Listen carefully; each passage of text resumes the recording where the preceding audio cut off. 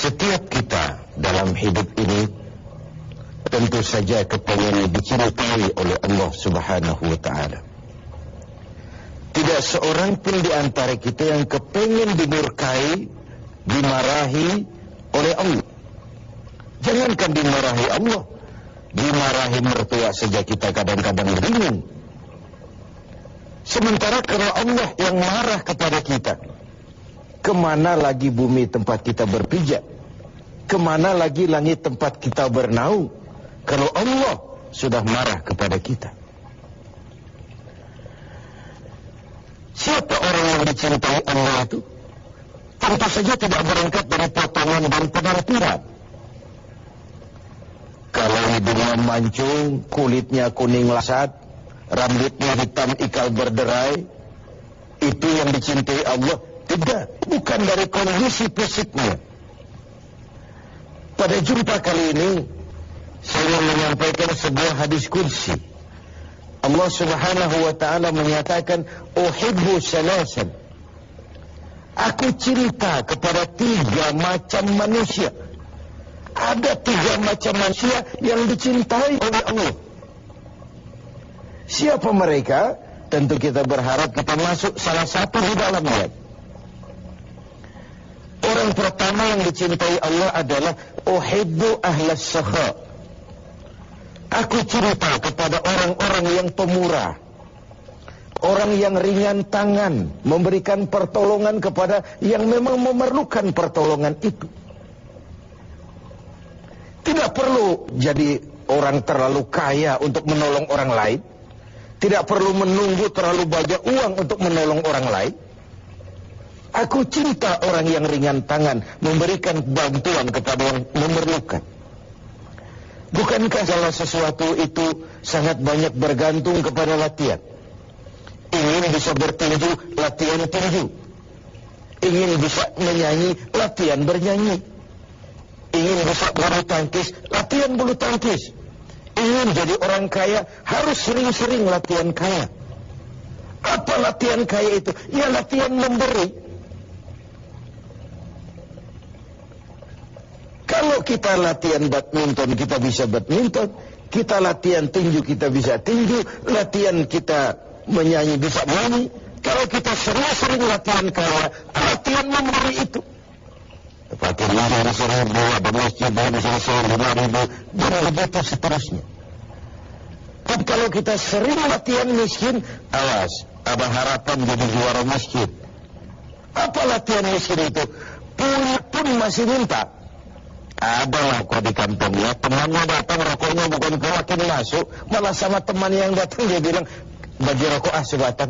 Punya, masih juga minta. Itu latihan miskin namanya. Dan orang seperti itu ada harapan jadi juara miskin. Dunia pendidikan berkata bahwa pendidikan akan lebih berhasil kalau bersifat audio visual. Mengajar anak berenang, bawa ke kolam. Mengajar anak naik sepeda, berikan sepedanya. Mengajar orang punya pilihan kepada fakir miskin, kepada orang-orang miskin. Harus juga merasakan apa yang dirasakan fakir miskin. Harus juga merasakan apa yang dirasakan orang-orang miskin. Apa itu? Lapar dan haus. Tidak mungkin mendidik orang cerita fakir miskin sebagai seminar, penataran, semisal. Dibacakan makalah di hotel berbintang pura, dicarakan penderitaan orang-orang miskin, sementara yang pidato orang kaya ini semua. Bagaimana kepekaan itu betul? Rasa secara dalam, bangsa banyak tahu, rasakan saja lapar dan haus itu. Ini apa tidak? Kalau kau tahu betapa tidak adanya lapar dan haus, laparmu sebentar, hausmu sekejap. Jika maghrib datang, laparmu hilang, hausmu lewat pun. Saudara-saudaramu yang terkapar di kolong-kolong jembatan, yatim piatu yang merintih kelaparan, orang-orang jompo yang tiap hari merasakan seperti itu, kepedulian akan melahirkan gerakan-gerakan sosial. Inilah sikap ahlas sakha, orang yang tangan memberikan pertolongan, untuk membantu orang yang perlu. Itu orang yang dicintai Allah. Dan saya katakan tadi, tidak perlu menunggu jadi kaya untuk bantu orang lain. Tidak perlu menunggu jadi miliuner untuk memberikan sumbangsi kepada orang lain. baju yang terburuk di rumah kita mungkin akan jadi baju yang paling baik di rumah orang lain kalau kita berikan kepadanya. Sesuatu yang di tangan kita sudah tidak begitu punya arti, sudah begitu tidak punya nilai, akan besar nilainya, besar artinya kalau kita berikan kepada orang lain. Tapi kita sayang dengan itu. Ini orang pertama yang dicintai Allah. Ramadan latihan menjadi orang yang pemurah, dermawan. Yang kedua, orang yang dicintai Allah itu uhibbul mutawadhi'in. Aku cinta orang yang rendah hati. Orang yang bawa ilmu tadi makin berhasil, makin merendu. Sebab puasa itu Allah bawa tambah ke dalam, tanpa semua orang katanya. Orang kalau belajar salat dia tidak jurus, berat, dia bukan main. Tanpa berjerat mungkin angin dia yang pasang kuda-kuda. Nah, yang dicintai Allah yang bawa ilmu padi, kaya dia, makin rendah hati, makin tinggi jabatannya, semakin melihat kepada rakyat di bawah.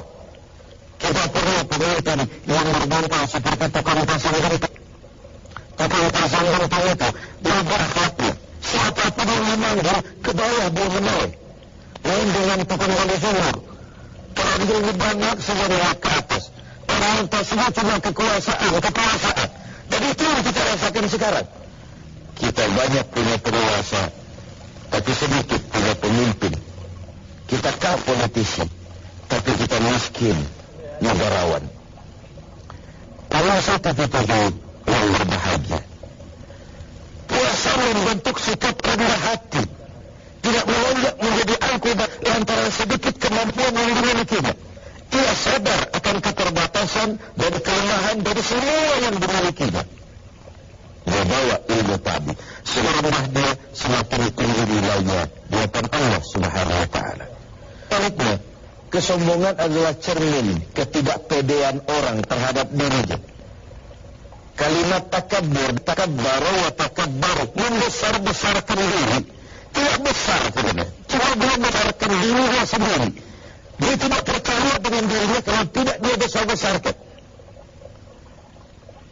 Dan itu sebenarnya dengan sombong itu siapa sih yang kita tipu?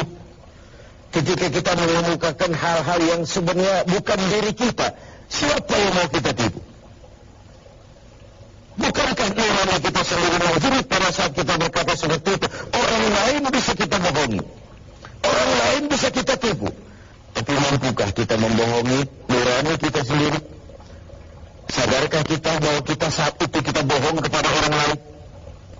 Nah, dengan puasa sikap rendah hati ini ditemukan. Ini yang kedua. Yang ketiga, orang yang mencintai Allah itu uhibbut taibin. Aku cinta kepada orang-orang yang bertaubat. Tidak ada orang yang tidak pernah berbuat salah, dan orang yang baik tidak ada orang yang tidak pernah salah. Orang yang baik adalah orang yang jika melakukan kesalahan, dia sadar, dijadikannya kesalahan itu sebagai pelajaran untuk tidak diulangi lagi pada masa yang akan datang. Aku cerita orang-orang yang bertaubat, tetapi kata diskusinya, aku lebih cerita lagi kepada orang yang mau bertaubat.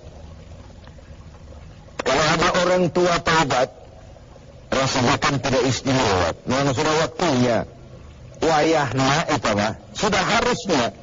Wah, orang itu sujudnya hebat, istighfarnya luar biasa, tahajudnya, berapa umurnya? 70, pantas. Tapi kalau ada orang muda, darahnya masih mengalir dengan panas, keinginannya masih sejuta awal, dia bisa salurkan itu di jalan Allah. Itu yang lagi dicintai Allah. Aku cinta orang-orang yang bertaubat. Allah Ramadan mengansa untuk melakukan penelitian. Dalam film itu kita kena ada sensor, ada editing, ada dubbing.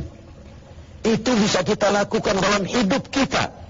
Ada adegan yang tidak pantas, yang tidak senonoh kita lakukan dalam hidup ini, ayo kita sensor supaya saat film hidup kita diputar di padang mahsyar nanti, adegan yang lucu, adegan yang bisa kita pertanggungjawabkan, adegan yang tidak pantas sensor. Ada jalan cerita yang menyeleweng, diedit, ada suara yang tidak diterima jelas, samar-samar, didubbing, diberikan suara yang lebih bagus. Inilah kehidupan di mana Allah memberikan peluang kepada kita dengan nuansa Ramadan ini. Umat terdahulu diberikan umur yang relatif panjang.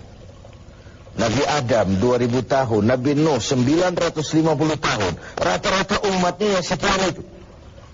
Kita kalau mencontoh Rasul, beliau wafat umur 63, itu standar.